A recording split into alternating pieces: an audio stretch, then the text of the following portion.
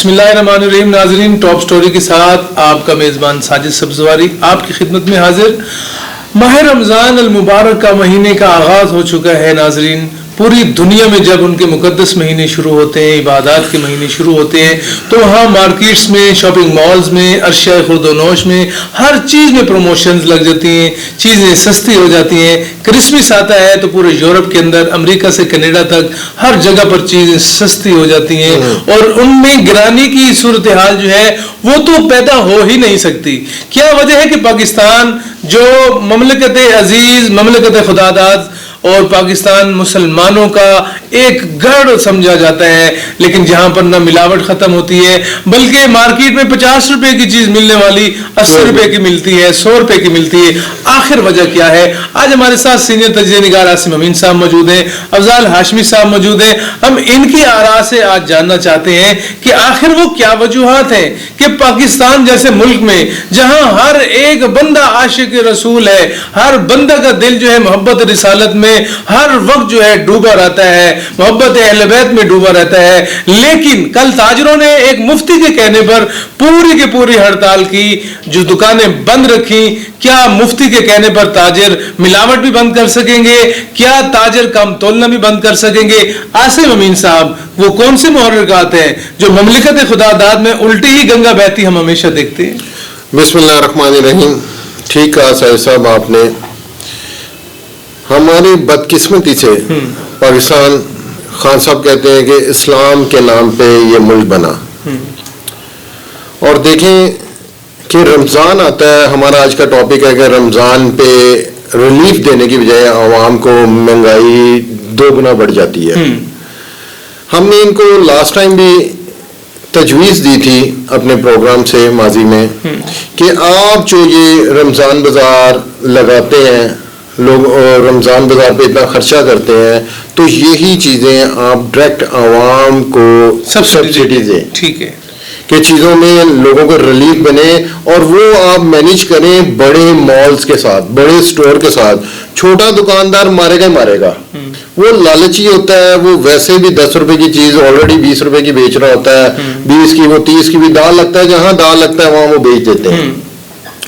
इन्होंने ये सोचा भी था, खान साहब ने पॉलिसी भी बनाई थी, पता नहीं पंजाब गवर्नमेंट को समझ क्यों नहीं आती कि हम हर चीज बड़े मॉल्स पे देते हैं, उनको प्रोवाइड करते हैं। जैसे चीनी वाला इशू था, चीनी वाला भी इशू जो को मेरी नजर में साहब कोई इशू नहीं है।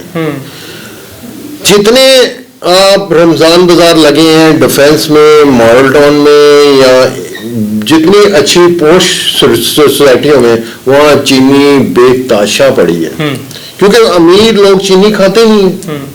ये तो हमारा मिडिल क्लास तबका जो है उसमें ज्यादा इसमें खपत बनाई गई है। और बदकिस्मत यहाँ होता क्या है, ऐसी पेट चाल चलती है जो जिसको 1 किलो की जरूरत होती है ना, जरा वो कानों में उसके खबर पड़ती है कि वो चीनी का शॉर्टफॉल शुरू होने लगा, वो 1 किलो वाला 5 किलो लेता है, 5 किलो वाला 10 किलो लेता है। तो सर जी, जब ये चीजें होंगी तो अपने आप चीज़ों का शॉर्टफॉल आएगा। दूसरी चीज़, मैं माफ़ी चाहता हूँ, थोड़ा सा हम अपने सवाल से हटके देखें। सारी दुनिया में रमज़ान में, यकीन करें मैंने यूरोप बाहर रमज़ान में भी गुजारा है, आप यूरोप को तो छोड़ दें, अरबों की बात कर लेते हैं कि वहाँ हर चीज़ पे उनकी कोशिश होती है 20%, 30%, 40%, 50% रिलीफ दें, और मिलता भी है। और मैंने वहाँ ये भी देखा कि आप ट्रैवलिंग में अगर हैं तो वहाँ शुरतों की गाड़ियाँ मोटरवे पे, जैसे हमारे रिंग रोड है, इस पे हर 50 किलोमीटर के फासले के बाद पूरी एक वैन लेके खड़ी होती है कि आप गाड़ी रोकें, हमसे पार्सल लें, अपना आराम से इधर रोज़ा खोलें। और उन्होंने सीटिंग भी बनाई होती है, कोई बुजुर्ग बंदे जो उनसे हैं वो बैठ के वहाँ कुर्सियाँ, डिस्पोजेबल कुर्सियाँ लगाई होती हैं। यूरोप और बरतानिया में और अरब ममालिक में तो जो है प्रमोशंस होती हैं, खाने के चीज़ें शेख खुर्दोनोश सस्ती होती हैं। पाकिस्तान में क्यों महंगी होती हैं हाशमी साहब? बिस्मिल्लाहिर्रहमानिर्रहीम। सब्ज़बारी साहब, बहुत शुक्रिया, आपने मदऊ किया है आज फिर, और आपका सवाल भी बड़ा अच्छा है। बात यह है कि यूरोप और अरबों का बद्दू कहते थे, यूरोपियन में कोई तहजीब नहीं थी, लेकिन उन्होंने सीखते सीखते वो कौमें बन गई हैं। लेकिन हम आज जिस नेज पे आगे खड़े हो गए, हम कौम नहीं, हम हजूम है। और हजूम में रहते हुए हमारे अंदर नफ्सा नफसी है। जब नफ्सा नफसी पैदा होती है तो फिर मार दाड़ का एक मौसम होता है। ये रमजान हमारे लिए वो रमजान नहीं आया इन लोगों के लिए, इनके लिए सीजन था, कमाई का सीजन था। ये कमाने के चक्कर में होते हैं, ये पूरा साल आस लगा के बैठे होते हैं कि ईद कब आएगी, छोटी ईद कब है, उस पे कैसे कमाना है, बड़ी ईद आएगी तो उस पे कैसे कमाना है। ये सारे त्यौहार हैं जो है ये कमाई का अड्डा है, कमाई का जरिया है इन लोगों का। तो हम जब कौम ही नहीं, हमें एक दूसरे का साहस ही नहीं, जिन्होंने साहस सीख लिया, जिन्होंने तालीम हासिल कर ली, वो बद्दू से कौमें बन गई हैं। लेकिन माजरत के साथ हम पस्ती का शिकार हैं, जवाल का शिकार हो गए हैं, हम हिर्स का शिकार हो चुके हैं। हम हर जगह पे सिर्फ खानी 2 रोटियां हैं। अगर ये बड़े लोग अपनी दौलत का इर्तिकाज छोड़ दें, लोगों को लेसन दें, ये इमरान खान साहब या नवाज शरीफ साहब, जरदारी खानदान, ये अपनी दौलत का इर्तिकाज खत्म करके आज इस मुकाम पे आ जाए कि लोगों के पास चला जाए कि यार ये दौलत किसी काम नहीं आनी, लोगों ने लोगों के काम आना है। तो मेरा यकीन है कि लोग जो है ना, जिनको हम कह रहे हैं कि लालच के चक्कर में, चीनी के चक्कर में पड़ जाते हैं, दूसरे कामों के चक्कर में पड़ जाए, तब उनके दिल में भी ये बात पैदा हो जाएगी कि हमने किसी दूसरे के चक्कर में नहीं पड़ना। ये चीनी मिलती रहेगी, ये प्याज मिलता रहेगा, ये सारी चीजें मिलती रहेंगी।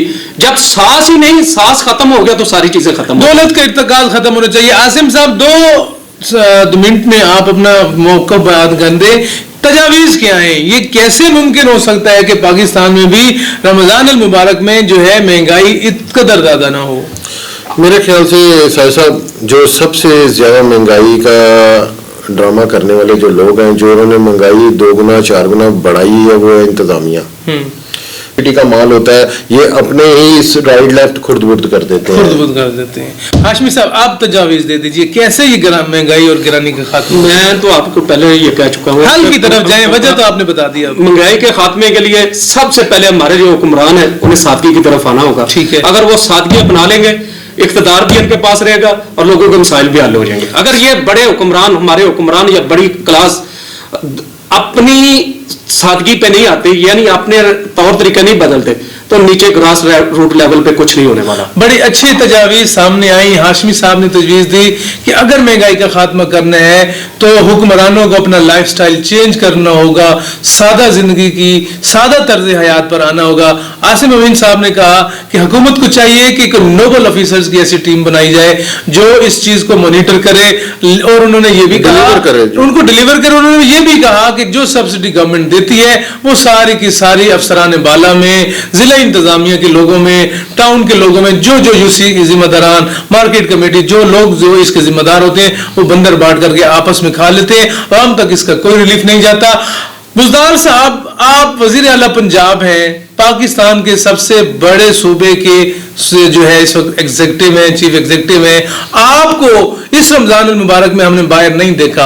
आपको बाहर आना चाहिए, चीजों को मॉनिटर करना चाहिए। जब आप निकलेंगे तो जिला इंतजामिया भी निकलेगी, यूसीज के लोग भी निकलेंगे, मार्केट कमेटी के लोग भी निकलेंगे।